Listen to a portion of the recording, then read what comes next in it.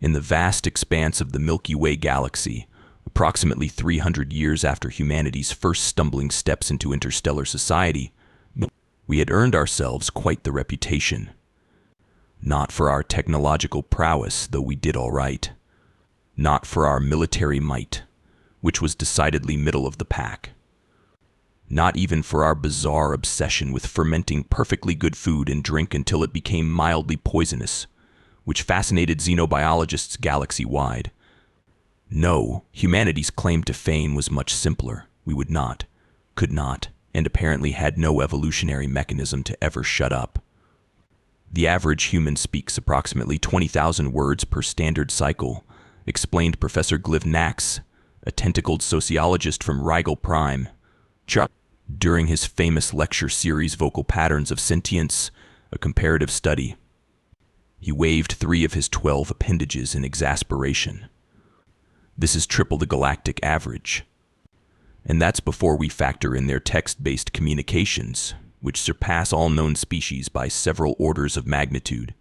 Humans integrated into galactic society with the enthusiasm of a Labrador retriever at a tennis ball convention.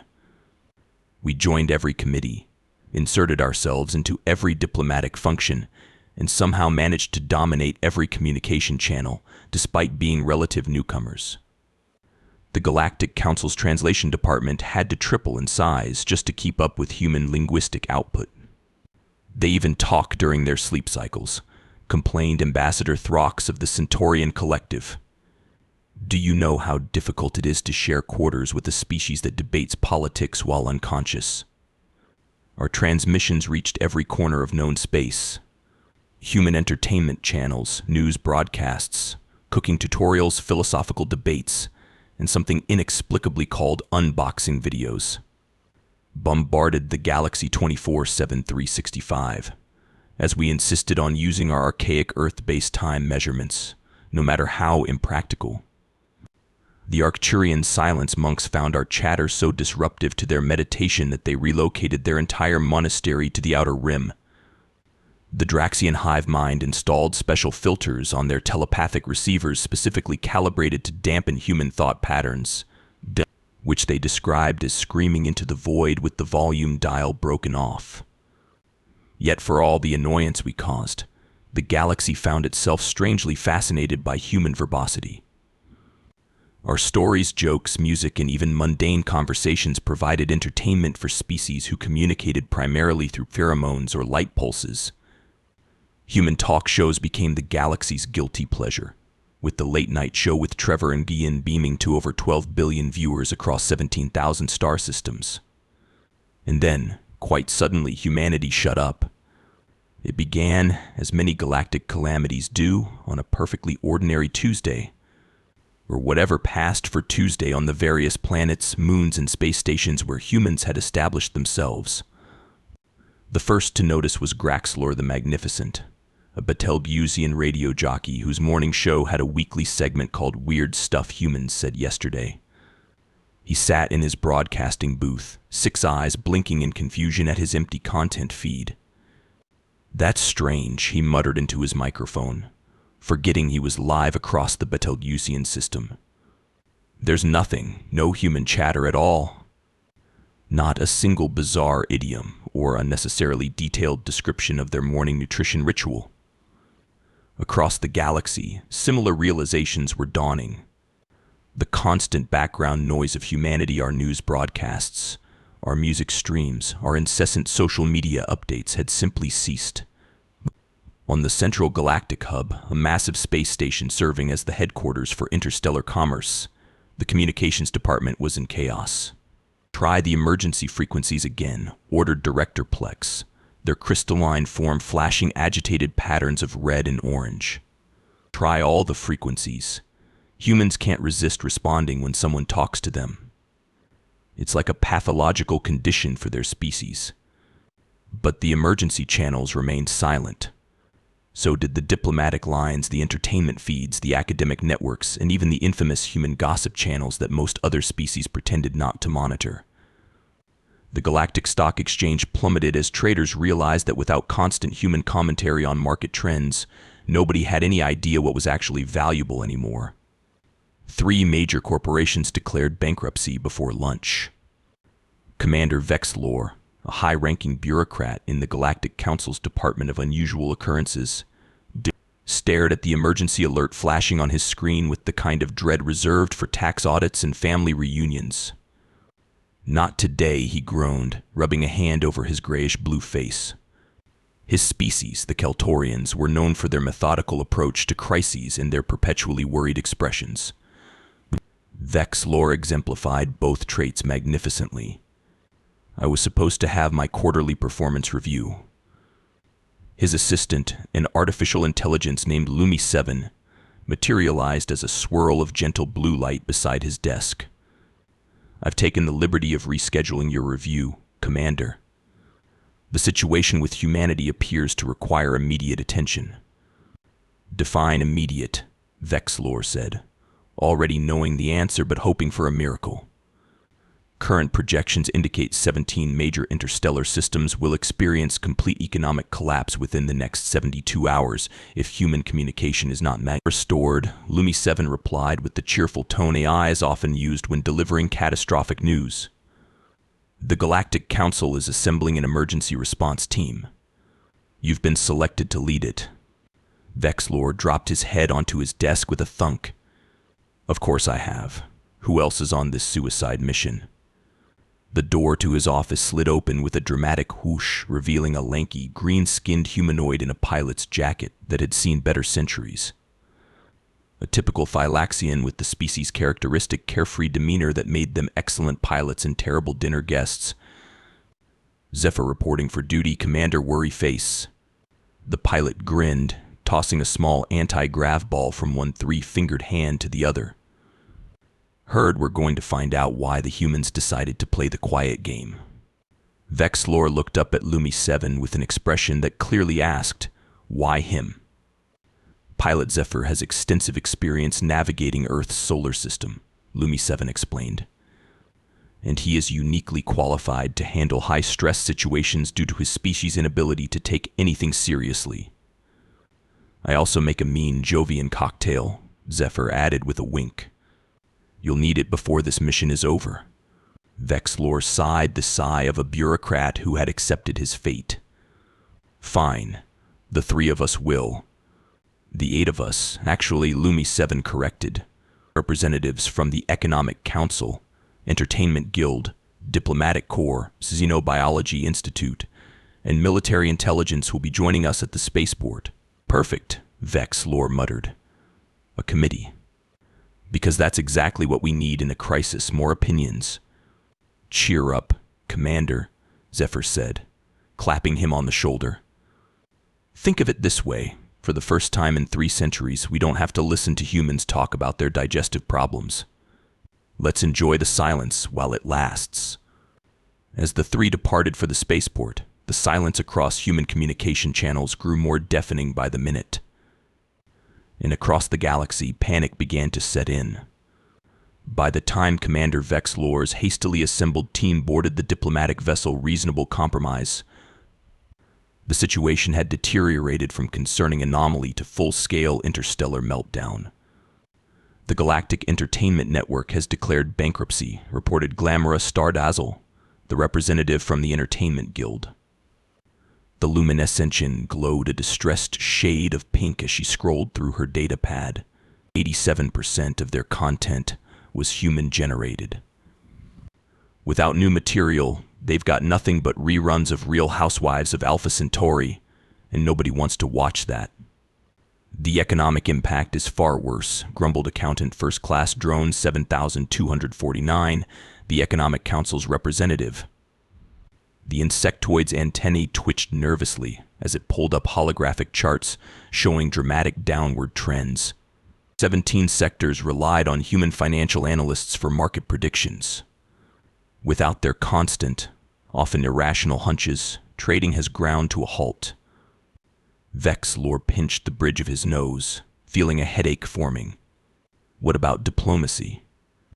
Ambassador Wex Tool, an elegant reptilian in formal attire, hissed anxiously.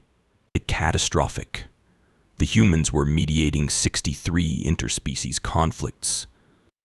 The Proxima Centauri peace talks have already devolved into a food fight, and the Ursi Major Coalition is threatening to resume their 1,000-year war with the Pleiadians over parking rights at the galactic core.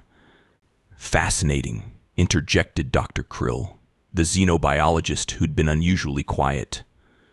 The amphibious scientist blinked her massive eyes. This confirms my hypothesis that humans serve as a kind of communicative lubricant for interspecies relations. Their constant chatter forces other species to engage verbally rather than resorting to traditional conflict resolution methods like toxic spore release or ritual disembowelment. Thank you for that graphic insight, Doctor, Vexlor said dryly. Zephyr, what's our ETA to Earth? The pilot, who had been reclining in the captain's chair with his feet on the console, glanced at the navigation system. About 36 hours at maximum warp. Assuming we don't get stopped by the 17 distress calls I've already had to ignore. 17, Vexlor blinked. 23 now, Lumi 7 corrected, her blue holographic form hovering by the communication station. Make that 24. The Arcturian silence monks are demanding to know where the humans went. Apparently they've grown accustomed to the background noise and can't meditate without it. The final member of their team, a shadowy figure who had introduced himself only as Agent Gray from military intelligence, spoke up from a dark corner of the bridge. We should consider the possibility of hostile action. Perhaps the humans have been silenced by force. Who would want to silence humans? Zephyr snorted. That's like trying to stop a black hole from doing black hole things. Besides, humans are spread across too many worlds. This has to be self-inflicted. As the team debated theories ranging from mass laryngitis to collective vows of silence, the ship's communication system was bombarded with increasingly desperate messages from across the galaxy.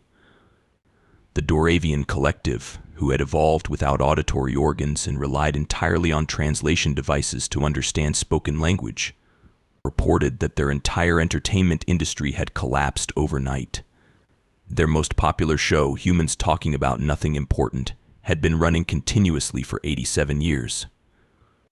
The quantum learning networks, AI educational systems used throughout the galaxy, reported a 78% decrease in efficiency. Apparently, the constant stream of human questions, no matter how inane, had been crucial to their learning algorithms.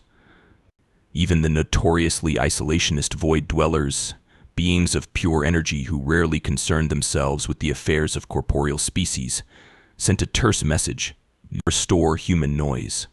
Silence disturbing.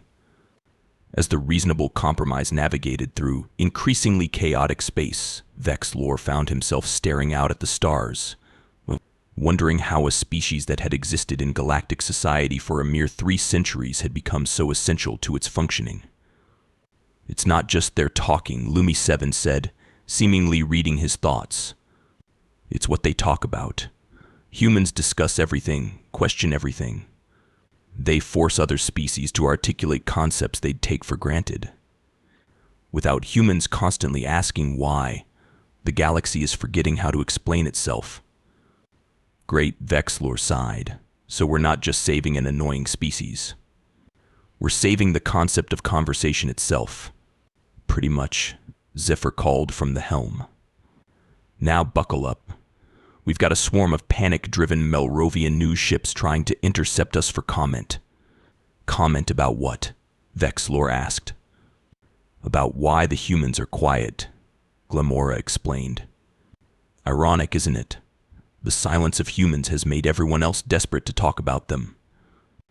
As they accelerated away from the pursuing news vessels, the ship's sensors detected something even more alarming. Multiple military vessels from various species were also setting course for Earth. It seemed their team wasn't the only one desperate to restore humanity's chatter. The question was, would they get there first? And what would they find when they arrived? Space travel, contrary to what humans had predicted in their pre-warp entertainment, was rarely exciting. Most of the time it involved sitting around while sophisticated computers did all the work. occasionally interrupted by minor emergencies like space-time fluctuations or the coffee synthesizer producing something that tasted suspiciously like cleaning solution. But the journey to Earth aboard the Reasonable Compromise proved to be the exception to this rule. Evasive maneuvers. Vexlor shouted as their ship narrowly avoided collision with a Betelgeusian broadcaster vessel that had attempted to cut them off. Zephyr's three-fingered hands danced across the controls with the casual grace of someone who viewed near-death experiences as mild entertainment. You know, this is why I love flying missions involving humans. Something always tries to kill us. The Betelgeusians aren't trying to kill us, Lumi 7 corrected.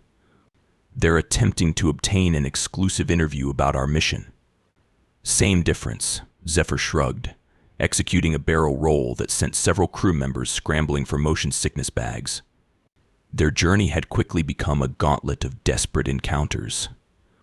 They'd been hailed by 17 different diplomatic missions, all demanding to know what the Galactic Council planned to do about the human silence.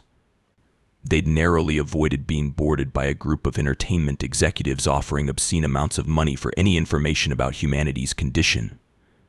They'd even had to outrun a religious cult that had somehow decided that the human silence was the first sign of the prophesied great quieting that would precede the end of the universe. I never realized how many species had built their entire existence around human communication, Ambassador Wex Tool observed, watching as they passed a massive cruise liner adrift in space. The holographic sign on its hull flickered pathetically, Human Karaoke Night, canceled indefinitely. Humans are like the galaxy's verbal background radiation, Dr. Krill mused. Always present, mostly ignored, yet somehow essential to the functioning of everything else. As they approached the Orion Spur, they encountered an Andromedian thought ship broadcasting a continuous signal in ancient galactic standard, theories regarding human silence, accepting all submissions. Should we respond? Asked Drone 7249. Absolutely not, Vex Lore and Agent Gray said simultaneously. But the conspiracy theories found them anyway. Their communications array picked up thousands of transmissions speculating about humanity's sudden silence. The humans have evolved beyond verbal communication and now speak solely through interpretive dance. It's a coordinated protest against the galactic coffee shortage. They've been replaced by perfect duplicates who haven't mastered speech yet. The great silence has come at last. Repent, repent. They're all simultaneously watching the season finale of Galactic Bake Off and don't want spoilers.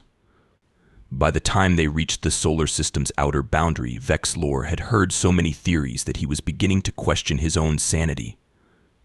You know what I find strangest? Zephyr said as they prepared to enter Earth's solar system. No human ships have left their territory since this began. Whatever's happening, they're all just sitting there being quiet. That is unusual, Agent Gray acknowledged from his permanent shadowy corner. Humans typically evacuate at the first sign of trouble, usually while loudly announcing their intentions. As they passed Neptune, they encountered their first human vessel, a standard cargo hauler called Oklahoma Sunrise. It was intact, systems functioning, but completely silent despite their hails. Scan for life signs, Vexlor ordered. Lumi 7 conducted the scan. Multiple human life forms detected. All vital signs normal. They appear to be simply sitting there. This is beyond weird, Glamora said, her luminescence dimming with concern. Humans never ignore a hail. Half their entertainment is based on answering calls from unknown numbers, just to tell the caller they have the wrong person. As they drew closer to Earth, the mystery only deepened. The orbital stations were operational. The lunar colonies showed normal power signatures. Everything appeared to be functioning perfectly except for the complete absence of human communication. I'm picking up something strange, Lumi 7 announced as they established orbit around Earth. There's a single transmission being broadcast planet-wide on repeat. It's the only communication signal emanating from the entire planet. Put it through, Vexlor ordered. A simple text message appeared on the main screen, written in standard Galactic English. "Scifistory, we're trying something. Back soon." The crew stared at the message in disbelief. "That's it?" Drone 7249's antennae twitched indignantly. "The entire galactic economy is collapsing because humans are trying something." "That's very on brand for them, actually," Zephyr noted with a smirk. Vexlor sighed deeply. "Prepare a landing party. Let's go find out what in the 17 hells humans think is important enough to justify throwing the entire galaxy into chaos." The landing party materialized in Washington, D.C., which human historical records identified as one of Earth's political centers. Vexlor had expected chaos, disaster, or at least some sign of the crisis that had silenced humanity. What he hadn't expected was normality. Humans walked the streets, drove vehicles, and went about their daily business as usual. Except they were doing it all in complete silence. No one was speaking. No one was listening to audio devices. The ubiquitous communication implants that humans typically chattered into continuously were conspicuously inactive. Most bizarrely, humans were communicating with each other using primitive hand gestures and by writing notes on small devices. A human child noticed the alien delegation and tugged on her mother's sleeve, pointing. The mother looked over, smiled politely, and held up a finger to her lips in the universal human gesture for "be quiet." Then she typed something on her device and held it up. "Welcome to Earth. Please respect the silence. Information Center 3 blocks south." "This is beyond weird," Zephyr whispered, only to be immediately shushed by 2 passing humans who frowned disapprovingly. Following the directions, the delegation made their way to the information center, which turned out to be a large government building with a hastily erected sign. Galactic Visitor Emergency Explanation Station. Inside, they were greeted by a human official who silently guided them to a conference room where a single human sat at a table. She wore an identification badge that read Dr. Eleanor Wright, Global Communications Director. Dr. Wright smiled warmly and slid a tablet across the table with a message pre-typed. "Welcome to Earth. We apologize for the inconvenience. Questions?" Vexlor stared at the tablet, then at Dr. Wright, then back at the tablet. With remarkable restraint, he typed, "The entire galaxy is in chaos. Why have humans stopped communicating?" Dr. Wright nodded, as if she'd been expecting this question.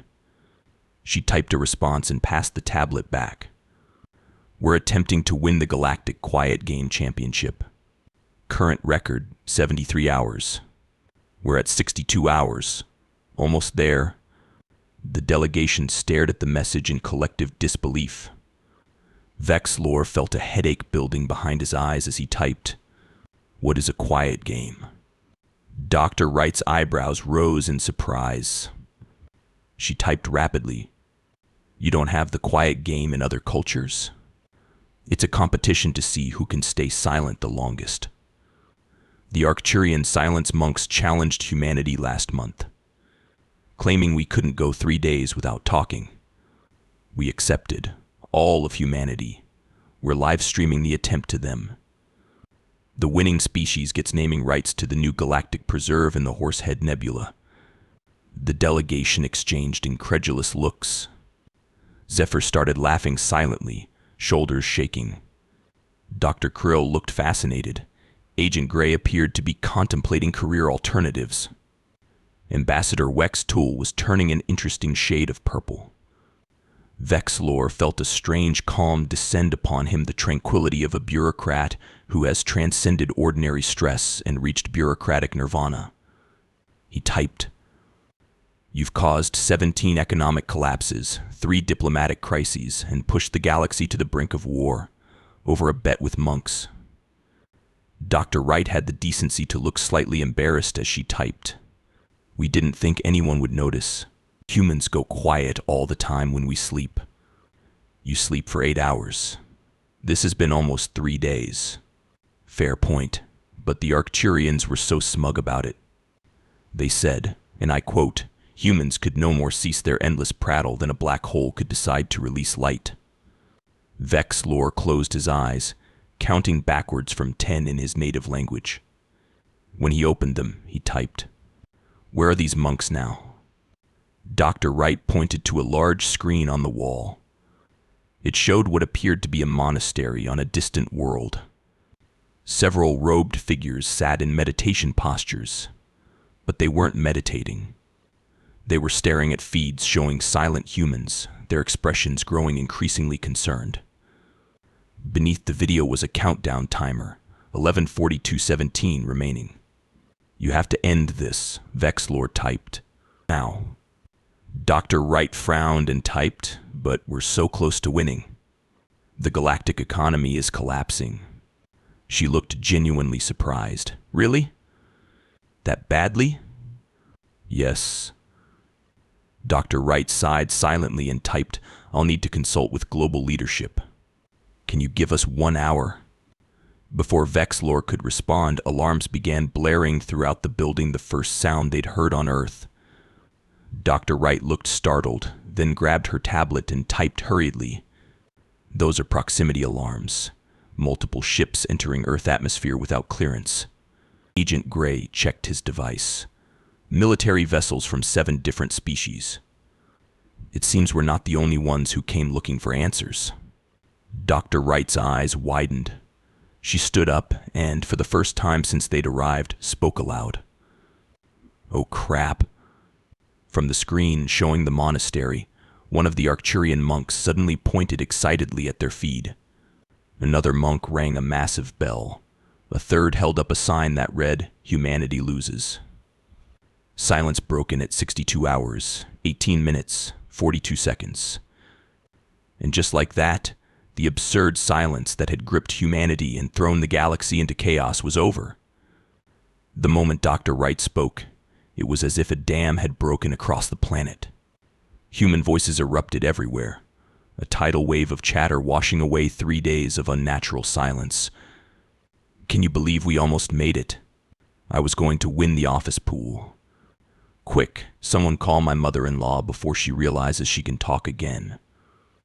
The cacophony of human voices, complaints, laughter, arguments, phone calls, and spontaneous songs flooded back into the galactic communication networks with such force that several outdated systems actually crashed from the overload.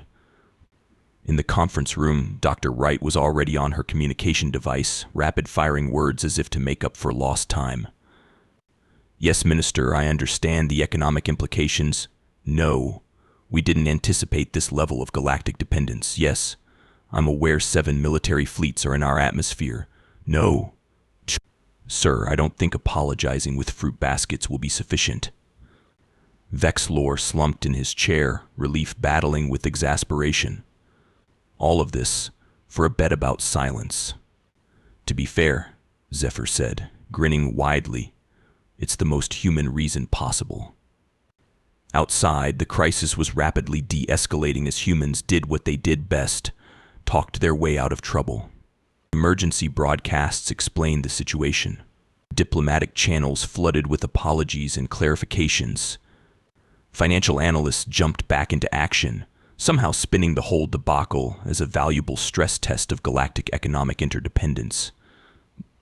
Within hours, human communication had not only resumed but intensified, as if to compensate for the silent period. News programs ran special features. Talk shows devoted entire episodes to the Great Quiet Game incident. Social networks exploded with humans sharing their silent survival stories. The military vessels that had arrived in panic were now being guided to designated landing zones where human diplomats waited with welcome packages and, more importantly, endless conversation. "Remarkable," Dr. Krill observed, taking notes frantically. "They've transformed a potential interstellar incident into a cultural exchange opportunity." The term "failing upward" comes to mind. As the delegation prepared to return to the Galactic Council with their report, Dr. Wright approached with a small delegation of human officials. "Commander Vexlor," she said, extending her hand in the human greeting custom, "on behalf of humanity, I want to extend our sincere apologies for the inconvenience our little competition caused. Little inconvenience? Drone 7249 buzzed incredulously. 17 economic systems. Yes, Dr. Wright interrupted smoothly. We're already establishing a Galactic Economic Stabilization Fund as compensation. And we've agreed to provide 3 centuries of free human entertainment content to the affected sectors. Ambassador Wex Toole hissed softly. 3 centuries of human entertainment? Some might consider that more punishment than compensation. Dr. Wright smiled. We're also implementing a new galactic protocol. No more planet-wide silence experiments without proper notification. How gracious, Vexlor said dryly. As they boarded their ship, Lumi 7 reported that the Arcturian silence monks had already named the new preserve in the Horsehead Nebula the Chattering Human Wildlife Sanctuary. Fitting, Zephyr laughed as he prepared for takeoff. Back at the Galactic Council 1 week later, Vexlor delivered his final report on the incident to a chamber packed with representatives from across the galaxy. In conclusion, he said, the temporary silence of humanity revealed a troubling level of galactic dependence on their constant communication. Steps are being taken to diversify our communicative ecosystem and prevent such disruption in the future. A Jovian representative raised a tentacle. And what have we learned from this incident? Vexlor sighed deeply.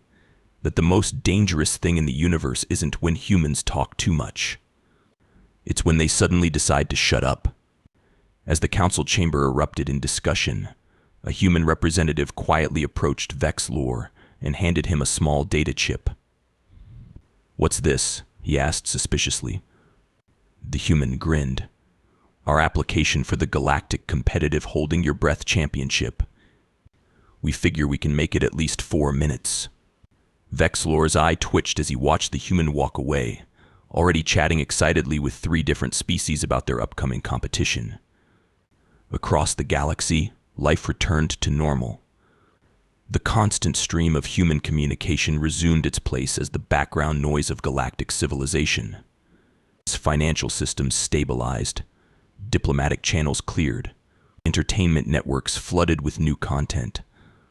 And in the newly named Chattering Human Wildlife Sanctuary, the Arcturian silence monks installed something they had never before needed in their millennia of existence: volume controls.